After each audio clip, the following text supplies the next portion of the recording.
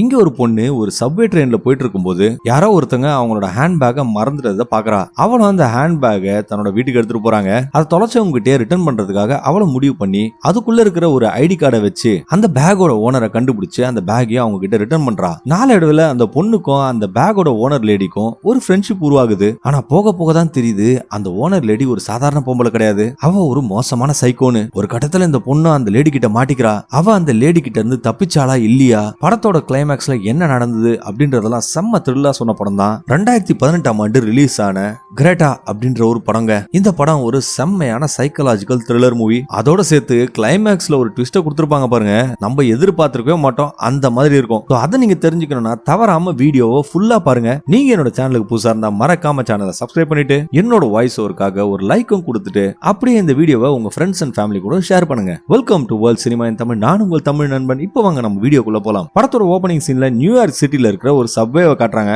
அந்த சப்வே ட்ரெயின்ல இருந்து ஒரு லேடி இறங்கி போற மாதிரி நமக்கு தெரியுது. இன்னொரு பக்கம் பார்க்க ரொம்ப அழகான ரெஸ்டாரண்ட்ல வெயிட்ரஸா வேலை செய்யற ஒரு பொண்ணை காட்டுறாங்க. அவளோட பேரு பிரான்சிஸ். அவ தாங்க படத்தோட ஹீரோயின். பிரான்சிஸ் தன்னோட வேலையை முடிச்சிட்டு மெட்ரோ ட்ரெயினை பிடிச்சி வீட்டுக்கு போயிட்டு இருக்கா. அவளோட ஸ்டேஷன் வந்ததும் ட்ரெயினை விட்டு இறங்கலான்னு போகும்போது ட்ரெயின் சீட்ல யாரோ தங்களோட ஹேண்ட்பேக்கை மறந்துட்டு போயிட்டதா பாக்குறாங்க. சரி, அந்த பேக்கை ஓனர் கிட்டே ரிட்டர்ன் பண்ணிடலாம்னு சொல்லிட்டு அவளும் அந்த பேக்கை எடுத்துட்டு போறா. பேக் உள்ள யாருதான் இருக்கும்னு சொல்லிட்டு செக் பண்ணும்போது உள்ள ஒரு ஐடி கார்டு இருக்கு. அந்த கார்டுல கிரெட்டா ஹெடிக் அப்படின்னு சொல்லிட்டு பேர் போட்டிருக்கு. பிரான்சிஸ் அந்த ஸ்டேஷன்ல இருக்கிற தொலைஞ்சு போன பொருள்லாம் ஹேண்ட் ஓவர் பண்ற ஒரு ஆபீஸுக்கு போறா. ஆனா அந்த ஆபீஸ் க்ளோஸ் ஆயிருக்குங்க. அடுத்த சீன்ல நம்மளுக்கு பிரான்சிஸ் வீட்டுக்கு வந்துட்ட மாதிரி காட்டுறாங்க. அந்த வீட்ல தன்னோட பெஸ்ட் ஃப்ரெண்ட் எரிக்கா கூட அவ வாழ்ந்துட்டு வரா. எரிக்காவும் அந்த பேக்கை பார்த்துட்டு ரொம்ப ஆர்வமா அதுக்குள்ள இருந்து பணத்தை எடுத்து இந்த பணத்தை வச்சு நம்ம ஸ்பா பண்ணிக்கலாம் அப்படின்னு சொல்லும்போது பிரான்சிஸ் ரொம்ப நல்ல பொண்ணா தெரியுறாங்க. அதெல்லாம் பண்ணக்கூடாது, தப்பு, இந்த பேக்கை ஓனர் கிட்டே ரிட்டர்ன் பண்ணிடுறேன் அப்படின்னு சொல்றா. சோ அடுத்த நாள் காலையில பிரான்சிஸும் அந்த பேக்கை எடுத்துக்கிட்டு அந்த ஐடியில இருந்த அட்ரஸ் தேடி கண்டுபிடிச்சு கிரெட்டாவோட வீட்டுக்கு போய் அந்த லேடியோட கதவையும் தட்டுறா. அந்த லேடியும் கதை ஓபன் பண்ணி பார்க்கும்போது பிரான்சிஸ் அந்த லேடியோட பேக்கை காட்டுறாங்க. கிரெட்டா பாக்குறதுக்கு ஒரு 50 வயசான லேடி மாதிரி தெரியுறாங்க. அவங்களும் அந்த பேக்கை பார்த்து ரொம்ப சந்தோஷப்பட்டுட்டு பிரான்சிஸ்க்கு ரொம்ப தேங்க்ஸ் சொல்லிட்டு அவளை ஒரு டீ சாப்பிடறதுக்காக வீட்டுக்குள்ள இன்வைட் பண்றாங்க. வீட்டுக்குள்ள போனதுக்கு அப்புறம் பிரான்சிஸும் கிரெட்டாவும் பேச ஆரம்பிக்கிறாங்க. அப்போ பிரான்சிஸ் அந்த லேடி கிட்ட என்ன சொல்றானா, அவளோட சொந்த ஊர் பாஸ்டன்னும் வேலையை தேடி தான் நான் நியூயார்க் வந்தேன் அப்படின்னு சொல்லிட்டு இருக்கா. நான் என்னோட பெஸ்ட் ஃப்ரெண்ட் எரிக்காவோட அபார்ட்மெண்ட்ல தான் ஸ்டே பண்ணிருக்கேன் அப்படின்னு சொல்லிட்டு இருக்காங்க. அவங்க ரெண்டு பேரும் பேசிக்கிட்டே இருக்கும்போது கிரெட்டாவோட வீட்டுல ஒரு பியானோ இருக்குங்க. அந்த பியானோக்கு பின்னாடி இருந்த செவுத்துல இருந்து ஏதோ இடிக்கிற மாதிரி சத்தம் கேக்குது. உடனே அந்த லேடியும் இந்த பக்கத்து வீட்டுக்காரங்களுக்கு வேற வேலையே இல்ல அப்படின்னு சொல்லிட்டு அந்த செவுத்தை பார்த்து கொஞ்சம் சத்தம் போடாம இருக்கிறீங்களா அப்படின்னு சொல்லிட்டு கத்துறா. அந்த சத்தமும் குறைஞ்சிடுது. அவங்க பிரான்சிஸ் கிட்ட தப்பா நினைச்சுக்காத, பக்கத்து வீட்டுல ஏதோ வேலை நடக்குது, அதான் அந்த சத்தம் கேக்குது அப்படின்னு சொல்லிடுறாங்க. கிரேட்டா தன்னோட ஹஸ்பண்ட் பல வருஷத்துக்கு முன்னாடி இறந்து போயிட்டாருன்னு சொல்லிட்டு இருக்காங்க. அது மட்டும் இல்லாம அவங்களோட பொண்ணோட போட்டோ அந்த வீட்டுல இருக்கு.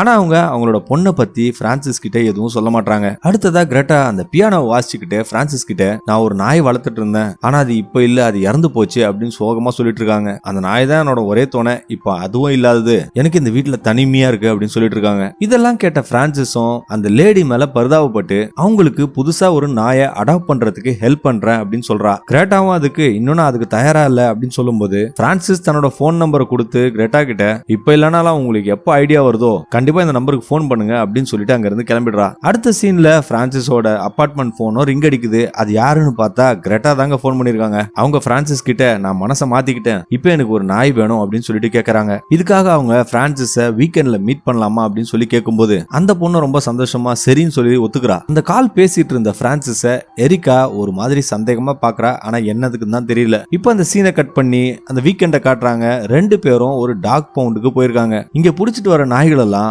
5 நாளுக்குள்ள அடாப்ட் பண்ணலனா அதுங்களை அந்த இடத்துல எலிமினேட் பண்ணிடுவாங்க. கிரேட்டாவும் அந்த இடத்தோட ஓனர் கிட்ட இங்க எந்த டாகுக்காவது கடைசி நாட்கள் மிஞ்சி இருக்குதா அப்படின்னு கேட்கும்போது அவங்களும் கிரெட்டாவை கூட்டிட்டு போய் மார்டன் அப்படின்ற ஒரு நாயை இன்ட்ரோடியூஸ் பண்ணி வைக்கிறாங்க. இந்த லேடிக்கும் அந்த நாயை பார்த்த உடனே பிடிச்சு போயிடுது. அவங்களும் அந்த நாயை அடாப்ட் பண்ணிக்கிறாங்க. அடுத்த சீன்ல அவங்க ரெண்டு பேருமே ஒரு பார்க்ல இருக்காங்க. பிரான்சிஸும் கிரெட்டாவோட போனை வாங்கி அந்த லேடியை நிறைய பிக்சர்ஸ் எடுத்திருக்கா. கிரெட்டாவும் அந்த பொண்ணு கிட்ட எனக்கு இந்த டெக்னாலஜி எல்லாம் புரியாது அப்படின்னு சொன்ன உடனே பிரான்சிஸும் அந்த போட்டோஸ் எல்லாம் கிரெட்டாவோட கான்டாக்ட்ஸுக்கு அனுப்புறதுக்கு அவங்களுக்கு சொல்லித்தரா. இப்போ பிரான்சிஸ் கிரெட்டா கிட்ட என்னோட அம்மா ஒரு வருஷத்துக்கு முன்னாடி தான் இறந்து போனாங்க, அவங்களோட இழப்பு என்ன ரொம்பவே பாதிச்சுது அப்படின்னு சொன்ன உடனே அந்த லேடியும் பிரான்சிஸ்க்கு ஆறுதல் சொல்லிட்டு கவலைப்படாத, உனக்கு துணையா நான் இருப்பேன் அப்படின்னு சொல்லிட்டு அந்த பொண்ணு கிட்ட ரொம்ப அன்பா பேசுறாங்க. அன்னைக்கு ராத்திரி கிரெட்டாவோட வீட்டுல காட்டும் போது அந்த லேடி டெக்னாலஜி எல்லாம் அந்த அளவுக்கு மோசம்லாம் கிடையாதுங்க. அவங்க தன்னோட சோஃபால உட்காந்துக்கிட்டு லேப்டாப்ல பிரான்சிஸோட சோஷியல் மீடியா அக்கௌண்ட் எல்லாம் நோண்டிட்டு இருக்காங்க. அடுத்த வாரம் அவங்க ரெண்டு பேரும் மறுபடியும் மீட் பண்றாங்க. மீட் பண்ணவங்க பக்கத்துல இருந்த ஒரு சர்ச்சுக்கு போறாங்க. அங்கிருந்து வீட்டுக்கு போயிட்டு இருக்கும்போது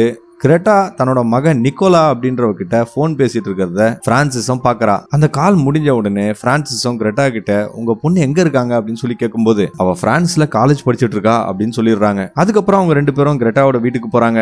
அந்த லேடியும் வீட்டுல இருந்த பியானோவை பிரான்சிஸ்க்கு சூப்பரா வாசிச்சு காட்டிட்டு இருக்காங்க. அந்த சமயத்துல கிரெட்டா எமோஷனல் ஆகி அந்த பொண்ணு கிட்ட என்னன்னே தெரியல, என் வாழ்க்கையில எல்லாருமே என்னை விட்டு விலகி போயிடுறாங்க அப்படின்னு சொன்ன உடனே பிரான்சிஸும் அந்த லேடி கிட்ட கவலைப்படாதீங்க, நான் உங்க கூட தான் இருப்பேன் அப்படின்னு சொல்றா. சில நாட்கள் கழிச்சு பிரான்சிஸோட அபார்ட்மெண்ட்டை காட்டும் போது எரிக்கா பிரான்சிஸை கூட்டிகிட்டு ஒரு பார்ட்டிக்கு போறதுக்காக ரொம்ப சந்தோஷப்பட்டு இருக்கா. ஆனா அந்த சமயத்துல பிரான்சிஸ் எரிக்கா கூட அந்த பார்ட்டிக்கு வரமாட்டேன்னு சொல்லிட்டு நான் கிரெட்டாவை மீட் பண்றதா ப்ராமிஸ் பண்ணிட்டேன், என்ன மன்னிச்சிரு அப்படின்னு சொல்லிட்டு இருக்கா. இதை கேட்டு ரொம்பவே அப்செட் ஆன எரிக்காவும் உங்க 2 பேருக்குள்ளேயும் என்ன நடக்குதுன்னே தெரியல, ஆனா ஏதோ பெரிய பிரச்சனை இல்ல, நீ மாட்டிக்க போறன்னு மட்டும் எனக்கு தெரியுதுன்னு சொல்றா. அந்த பொண்ணு பிரான்சிஸை எவ்வளவுதான் வார்ன் பண்ண ட்ரை பண்ணாலும் அவ எதையுமே காதல வாகாம அந்த அபார்ட்மெண்ட்டை விட்டு கிளம்புறாங்க. அதுக்கப்புறம் பிரான்சிஸ் நேரா கிரெட்டாவோட வீட்டுக்கு போய் அந்த லேடி கூட சேர்ந்து டின்னர் ப்ரிப்பேர் பண்ணிட்டு இருக்கா. சமைச்சு முடிச்சதுக்கு அப்புறம் பிரான்சிஸும் டின்னர் டேபிள் ப்ரிப்பேர் பண்ணிட்டு இருக்கும்போது அவ கேண்டில்ஸ் எடுத்துட்டு வரலாம்னு சொல்லிட்டு பக்கத்துல இருக்கிற ஒரு கேபினெட்டை ஓபன் பண்றாங்க.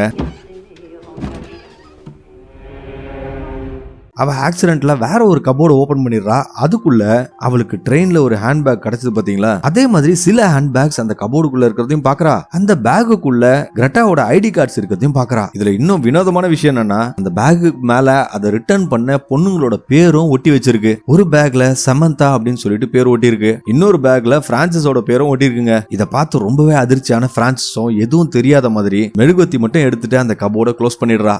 இதனால அந்த பொண்ணு டின்னர் சாப்பிடும் போது கிரெட்டா கூட எந்த ஒரு கான்வர்சேஷன்லயும் ஈடுபடாம அப்படியே அமைதியா இருக்கா. அந்த லேடியும் என்ன பிரச்சனை என்ன ஆச்சுன்னு கேட்கும்போது பிரான்சிஸ் அதுக்கு எனக்கு உடம்பு சரியில்லை அப்படின்னு சொல்றாங்க. திடீர்னு பிரான்சிஸ் அந்த வீட்டை விட்டு கிளம்பும் போது கிரெட்டா அந்த பொண்ணு கிட்ட இங்கே நீ ரெஸ்ட் எடுக்கலாமே அப்படின்னு கேக்குறாங்க. அதுக்கு அந்த பொண்ணு இல்ல நான் வீட்டுக்கு கிளம்புறேன்னு சொல்லிட்டு வேகமா கிளம்பி போயிடுறாங்க. அன்னைக்கு ராத்திரி பிரான்சிஸ் நடந்த விஷயம் எல்லாத்தையும் எரிக்கா கிட்ட சொல்லும் போது அந்த பொண்ணுக்கும் இது எல்லாமே ரொம்ப விசித்திரமா படுதுங்க. அதனால எரிக்காவும் இந்த பொண்ணு கிட்ட நீ அந்த லேடி கிட்ட இருந்து கொஞ்சம் தள்ளியாரு அப்படின்னு சொல்லிடுறா. ஆனா அவ்வளவு சீக்கிரம் அந்த லேடி இந்த பொண்ணை விட்டுருவாளா? இவ வேலையில இருக்கும்போது தொடர்ந்து அந்த லேடி இவளுக்கு போனு டெக்ஸ்ட் மெசேஜ்னு கண்டினியூவா பண்ணிட்டு இருக்காங்க. அவங்க இந்த பொண்ணுக்கு மட்டும் போன் பண்ணலங்க, எரிக்காவோட அபார்ட்மெண்ட் நம்பருக்கும் 80 தடவைக்கு மேல போன் பண்ணிட்டாங்க அப்படின்னு எரிக்கா போன் பண்ணி பிரான்சிஸ் கிட்ட சொல்றா. இத பத்தி அவங்க பேசிக்கிட்டே இருக்கும்போது திடீர்னு அந்த ரெஸ்டாரண்டோட மேனேஜர் பிரான்சிஸ் கிட்ட அவளை பாக்குறதுக்கு யாரோ வந்திருக்காங்க அப்படின்னு சொல்றாரு. பிரான்சிஸும் அவளோட பாஸ் கிட்ட அந்த லேடியை தயவு செஞ்சு போக சொல்லுங்க அப்படின்னு சொல்லும்போது அந்த ஆள் அதுக்கு அது என்னோட வேலை கிடையாது அப்படின்னு சொல்லிடுறாரு. இதனால அவளும் தைரியத்தை வரவழைச்சுக்கிட்டு அந்த லேடி கிட்ட போய் அவளே பேச ஆரம்பிக்கிறான். அந்த லேடியும் வழக்கம் போல இந்த பொண்ணு கிட்ட ஸ்வீட்டா பேச ஆரம்பிக்கிறாங்க. ஆனா பிரான்சிஸ் நேரா பாயிண்ட்டுக்கு வந்து நான் உன்ன ஒரு சாதாரணமான அப்பாவி லேடி நினைச்சேன், நீ இவ்வளவு பெரிய சைக்கோவா இருப்பன்னு எனக்கு தெரியாதுன்னு சொல்லிட்டு உண்மையா சொல்றாங்க. இன்னைக்கு அந்த லேடியோட வீட்டுல இருந்த கபோர்ட்ல இவ பார்த்த விஷயத்தெல்லாம் அந்த லேடி கிட்ட சொல்றா. இதெல்லாம் கேட்ட கிரெட்டாவும் பிரான்சிஸ் கிட்ட எனக்கு எக்ஸ்பிளைன் பண்றதுக்கு டைம் கொடு அப்படின்னு கேக்குறாங்க. ஆனா அந்த பொண்ணு எதுவும் கேக்குற மாதிரி இல்ல, வேகமா நடந்து போயிடுறா. அன்னைக்கு ராத்திரி பிரான்சிஸ்க்கு தொடர்ந்து அந்த லேடி போனு டெக்ஸ்ட் மெசேஜ் பண்ணிக்கிட்டே இருக்காங்க. அடுத்த நாள் காலையில பிரான்சிஸ் அந்த லேடியோட ஒரு வாய்ஸ் மெயில கேட்கும்போது அவங்க அதுல நான் பண்ணதெல்லாம் தப்பு தான், என்ன மன்னிச்சிரு அப்படின்னு பேசிட்டு இருக்காங்க. நான் இதெல்லாம் பண்ணதுக்கு காரணமே என்னோட தனிமை தான், என் புருஷனும் இறந்து போயிட்டாரு, என் பொண்ணு என்னை விட்டு போயிட்டா அப்படின்னு சொல்றாங்க. வழக்கம் போல பிரான்சிஸ் ரெஸ்டாரண்ட்ல ஒரு கஸ்டமருக்கு ட்ரிங்க் சர்வ் பண்ணிட்டு இருக்கும் போது திடீர்னு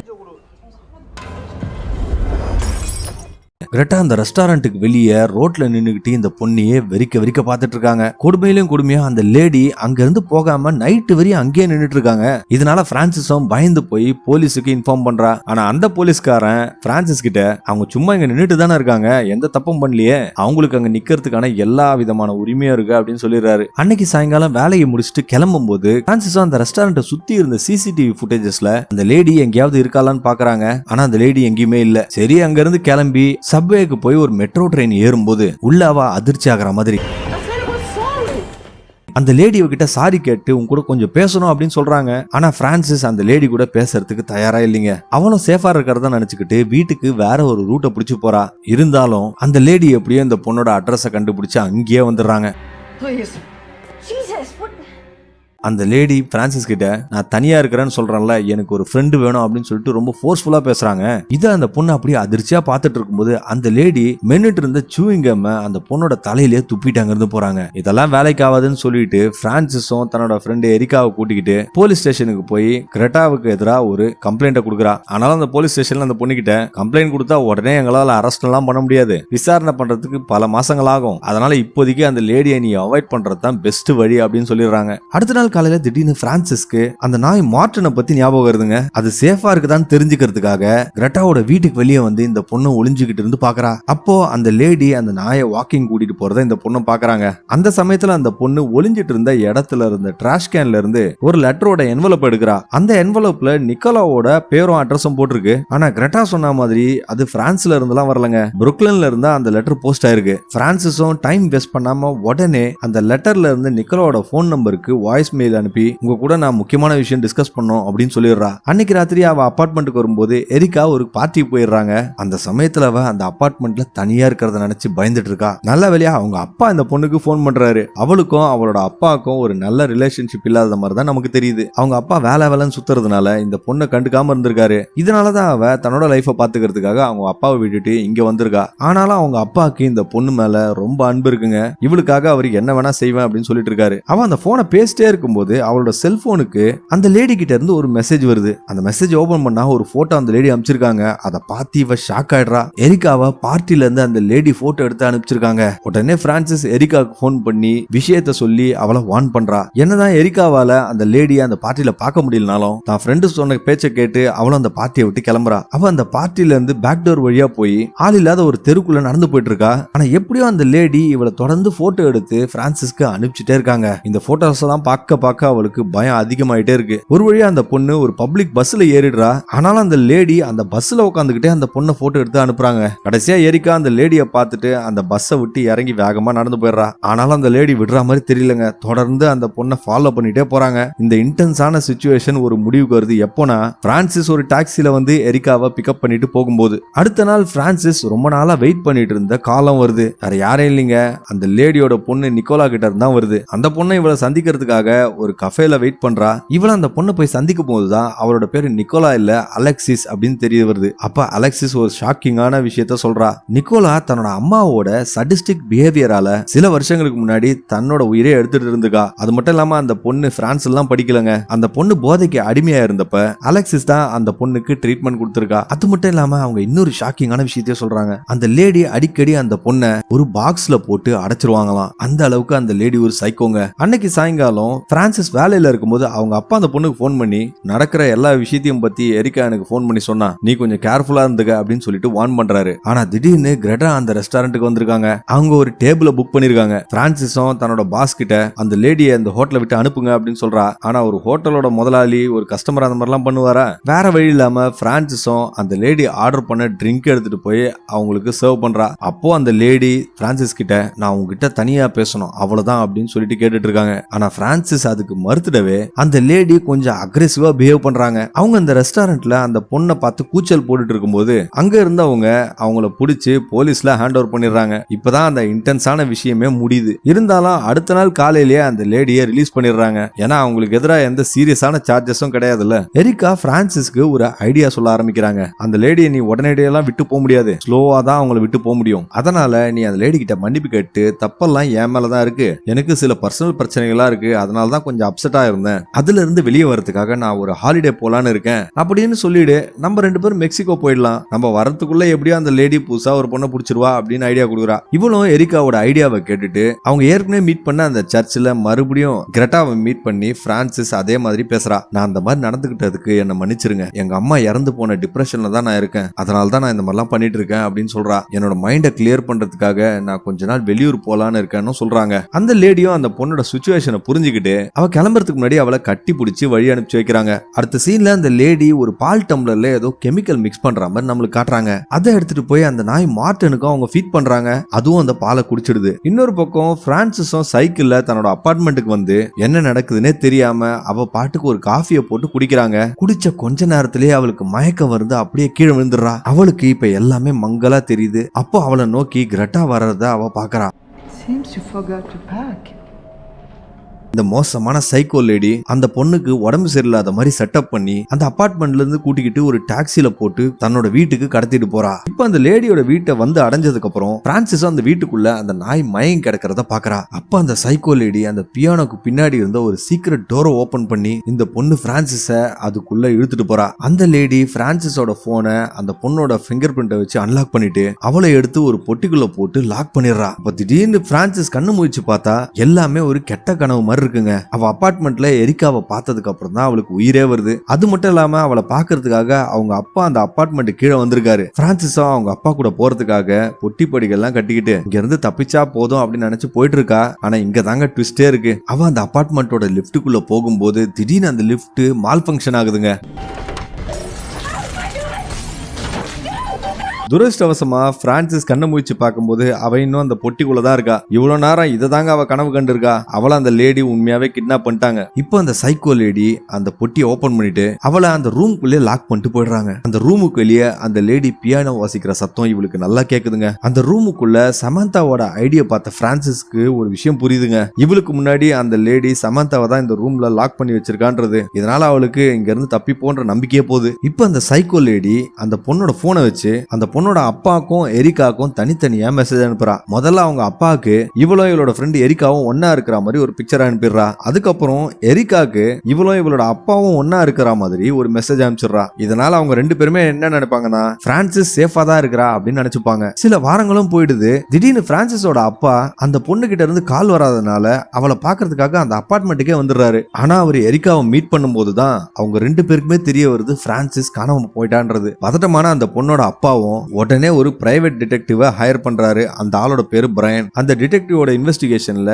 கிரெட்டா ஒரு லோக்கல் ஹாஸ்பிட்டல்ல நர்ஸா வேலை செஞ்சான்றது தெரிய வருது. ஆனா மயக்க மருந்துகளை தப்பா பயன்படுத்துறதுனால அந்த பொம்பளைய வேலையை விட்டு அமைச்சிருக்காங்க. இன்னொரு பக்கம் பிரான்சிஸ் கொஞ்சம் கொஞ்சமா கிரெட்டாவோட வாழ்க்கையில வாழ ஆரம்பிக்கிறா. அவ தொடர்ந்து அந்த பொண்ணுக்கு அந்த மருந்தை கொடுத்து கொடுத்து அவளை தன்னோட கண்ட்ரோல்ல வச்சிருக்கா. அவளை பியானோ வாசிக்கிறதுக்கு எல்லாம் சொல்லி கொடுக்குறா. அவ ஏதாவது தப்பு பண்ணா அவளை அடிச்சு தண்டனை கொடுக்குறா. ஒரு நாள் சமையல் பண்ணிட்டு இருக்கும்போது கிரெட்டா ஒரு குக்கி கட்டரை தன்னோட விரல்ல வச்சுக்கிட்டு அந்த பொண்ணு கிட்ட பேசிட்டு இருக்கா. இத பார்த்த பிரான்சிஸும் இதுதான் நல்ல சான்ஸ் சொல்லி அந்த கட்டரை ஒரு பூரி கட்டையை வச்சு ஸ்மாஷ் பண்றாங்க. இதுல அந்த லேடியோட சுண்டு விரல் துண்டா போயிடுது. அதுக்கப்புறம் அவ அதே கட்டையை வச்சு அந்த லேடிய மண்டையில அடிச்சுட்டு அந்த வீட்டுல இருந்து தப்பிச்சு போகலாம்னு சொல்லிட்டு அந்த வீடு முழுக்க எக்ஸிட்ட பாக்குறா. ஆனா அவளால அங்க இருந்து தப்பிக்கவே முடியலைங்க. ஏன்னா அந்த வீட்டுல இருந்த டோர்ஸ் விண்டோஸ் எல்லாமே லாக் ஆயிருக்கு. வேற வழி இல்லாம அந்த பொண்ணும் அந்த வீட்டோட பேஸ்மெண்ட்டுக்கு போகும்போதுதான் ஏற்கனவே இந்த பொம்பளை கடத்தின சமந்தா அந்த பேஸ்மெண்ட்ல இருக்கா. அவ இன்னும் உயிரோட தான் இருக்கா. அதையும் இவ பாக்குறா. ஆனா திடீர்னு அந்த பொம்பளை பின்னாடி இருந்து வந்து ஒரு துணியை இந்த பொண்ணோட மூஞ்சில போட்டு இவளை அப்படியே மயக்கமாக்கிறா. மறுபடியும் பிரான்சிஸ் கண்ணை மூச்சு பார்க்கும்போது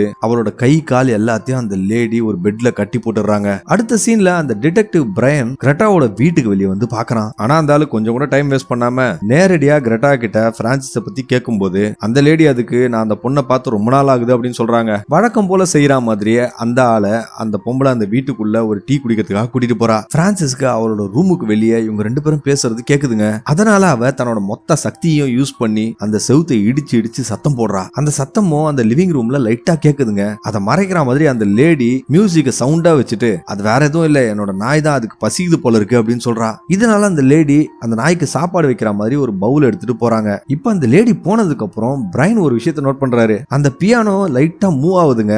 அப்பதான் அவருக்கு புரிய வருது இந்த பியானோக்கு பின்னாடி ஏதோ ஒரு சீக்ரெட் ரூம் இருக்கு அப்படின்றது. அப்புறம் அந்த பியானோவை மூவ் பண்ணலாம் ட்ரை பண்ணும்போது திடீர்னு வந்து அந்த சைக்கோ லேடி அந்த ஆளோட கழுத்திலே ஒரு மயக்க ஊசியை போட்டுறாங்க. பாவம் அந்த ஆளுக்கு பேலன்ஸ் இல்லாம தட்டு தடுமாறி கீழே போய் விழுந்துடுறாங்க. ஆனா இருந்தாலும் அந்த ஆளு தன்னோட கண்ணை எடுத்து அந்த லேடியை சுட ட்ரை பண்றான். ஆனா கண்ணா பின்னாடி எங்கெங்கயோ சுட்டுட்டு இருக்கான். சில நிமிஷத்திலேயே அந்த ஆளை சுத்தமா மயக்கமாயிடுறான். இந்த பொம்பளை அந்த கண்ணை எடுத்து அந்த ஆளை சுட்டு கொன்னுடுறாங்க. இப்போ சில நாட்களும் கடந்து போகுது. மறுபடியும் கிரெட்டா சப்வேல ஒரு ட்ரெயினை பிடிச்சி அதே மாதிரி தன்னோட ஹேண்ட் பேக்கை வச்சுட்டு போலான்னு பிளான் பண்ணிட்டு இருக்கா.